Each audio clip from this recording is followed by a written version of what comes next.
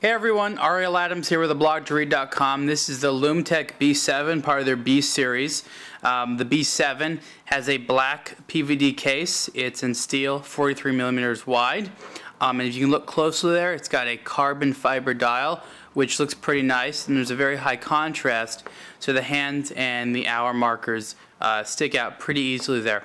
Inside the watch is a Seiko automatic movement, and it features hand winding as well. Not all of them do, but this one does. This is a really cool watch. It's got a great sort of military style. You can see here it comes on a Nato strap. It actually also comes with a black one, so you can decide what you like better. LUM-TEC puts on here their proprietary lume, which they call MDV, Maximum Darkness Visibility. Think of it as sort of an alternative to Superluminova. In my experience, it's worked pretty well, and the lume on here is quite excellent.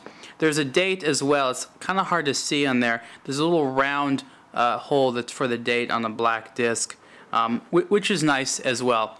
I like this watch a lot because it has a very simple and functional character. It's not very pretentious. It feels good, but it also comes from an interesting American company and is limited to only 100 pieces. Wearing a NATO style strap is a little bit different. One thing I like about NATO straps is that you can put you can actually sort of adjust the clasp where you want, but you can put it on the side here.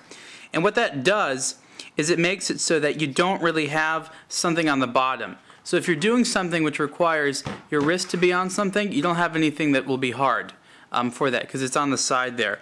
Part of the problem, and of course it depends on the size of your wrist, is they're made to have excess. So what you're supposed to do is you're supposed to like turn it back in and sort of fold it over, which isn't the most elegant look, but that's just sort of how NATO straps are.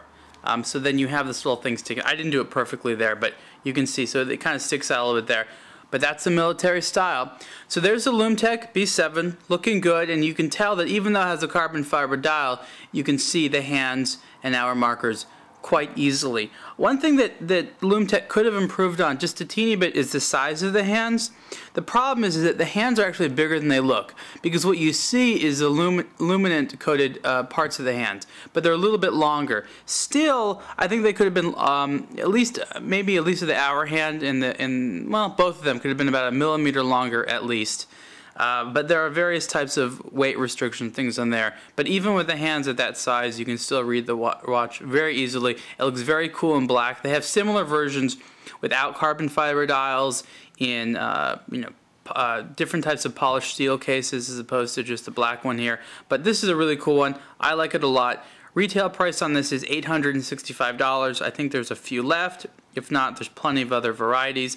Again, this is the LUM-TEC Combat B7, and you can see the full review at theblogtoread.com. Thanks.